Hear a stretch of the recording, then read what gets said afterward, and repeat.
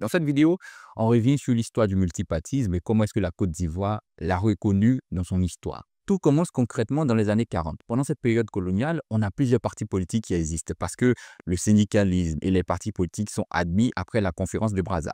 On a par exemple un certain PDCI-RDA. On a aussi le DC qui va naître par la suite. Plusieurs autres partis politiques qui militent à l'intérieur de la colonie française de Côte d'Ivoire.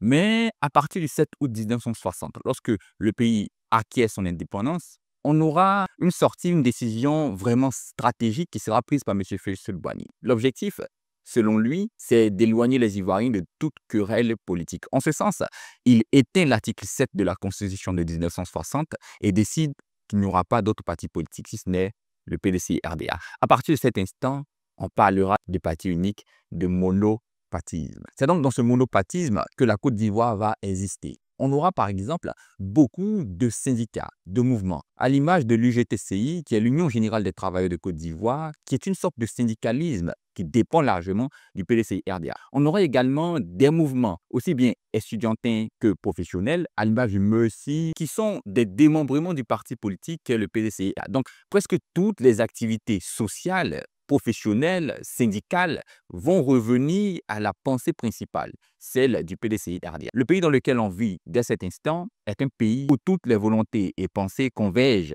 vis-à-vis de celles du parti-État. À partir de cet instant, on aura donc peu de révoltes, peu de débats, quand bien même il y en aura certains.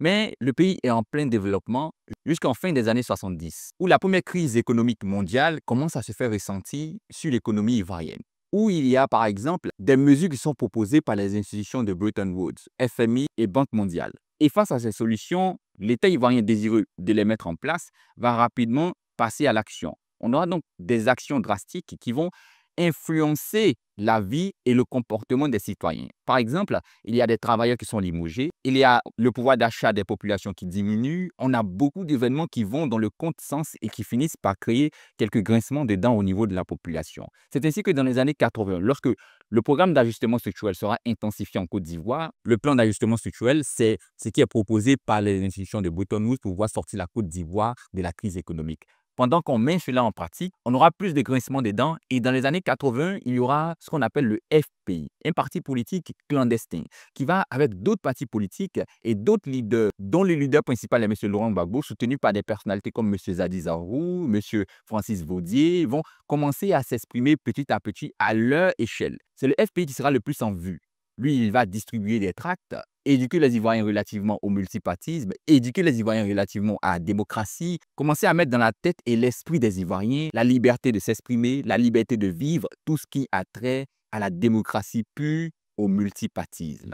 C'est donc dans cette période qu'on aura beaucoup plus de grincements de dents, beaucoup plus de révoltes, beaucoup plus de grèves. Mais cette crise qui va perdurer dans le temps va atteindre un moment de pic vers la fin de l'année 80, où il y aura pendant cette période un peu plus de flexibilité qui sera mise en place par le président Félix Houphouët-Boigny, où il est moins direct, où il est moins exigeant relativement à certaines choses. On constatera ici et là le retour de M. Laurent Gbagbo, par exemple, qui est un opposant clair et direct connu par beaucoup de personnes en l'année 88. Il y aura même l'acceptation implicite de discuter avec ceux-là qui revendiquent pour le multipartisme. Des actions comme celle-là vont commencer à se matérialiser petit à petit. Mais c'est en 1990 que tout change. Il faut savoir qu'en début d'année 90, il y avait eu le 7 novembre 89, donc quelques mois avant la chute du mur de Berlin, qui va marquer le début, si ce n'est l'effondrement de l'URSS, qui, par le canal de son idéologie, devient de plus en plus faible. Donc, favorise également l'implantation, l'avancée de l'idéologie occidentale, dont la France est membre.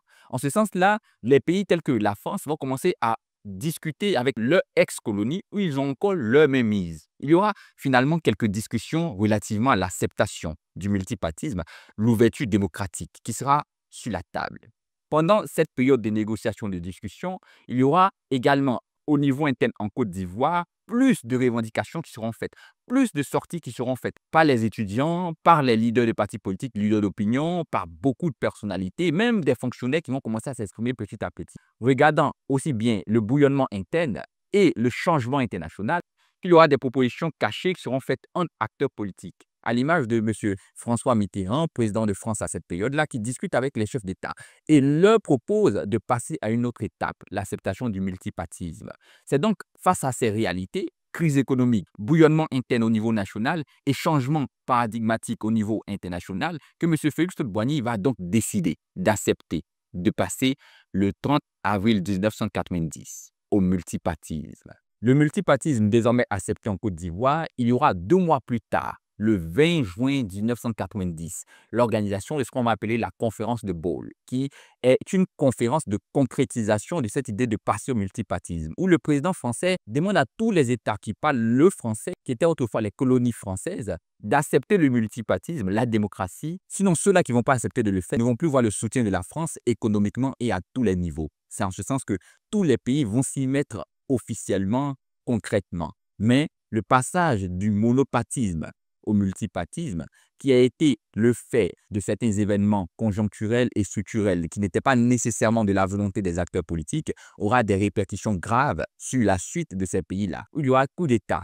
guerre sociale, tribalisme et plein de mots. Mais il faut savoir qu'en Côte d'Ivoire, après avoir accepté le multipartisme, le président Félix Houphouët-Boigny a livré un discours qui a marqué l'histoire du pays et qui aujourd'hui est toujours d'actualité. Il disait « Nous voulons le changement, nous le souhaitons dans ce pays, mais à condition que ce changement se perde dans la paix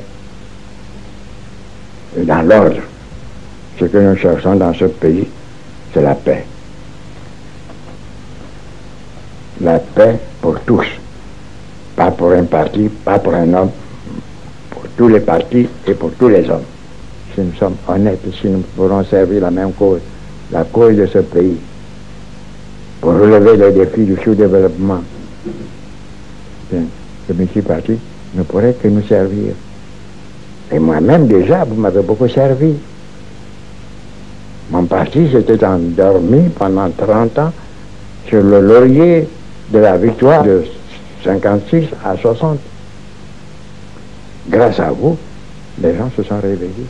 Mais de grâce, si vous voulez faire de la politique, écartez de la Côte d'Ivoire la voie du sang. Je ne suis pas au rendez-vous du sang. Le sang n'a pas coulé en Côte d'Ivoire.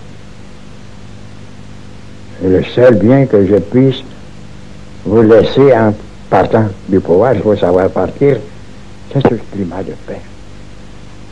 De grâce, ne le troublez pas. Que la politique ne vous divise pas, au contraire. Que vous ayez le même souci de servir le pays. Mais dans la paix, dans l'amitié, dans la fraternité réelle. Ne chantez pas le pays de la vraie fraternité et n'agissez pas contrairement à ce chant. Merci d'avoir regardé la vidéo jusque-là. N'oublie pas, si ce n'est pas encore fait, de liker la vidéo, de t'abonner et de dire en commentaire ce que tu penses du multipartisme. Est-ce que la Côte d'Ivoire a bien fait de passer à cette période au multipartisme? Quel est le résultat aujourd'hui? Qu'est-ce que tu en penses? On dit quoi?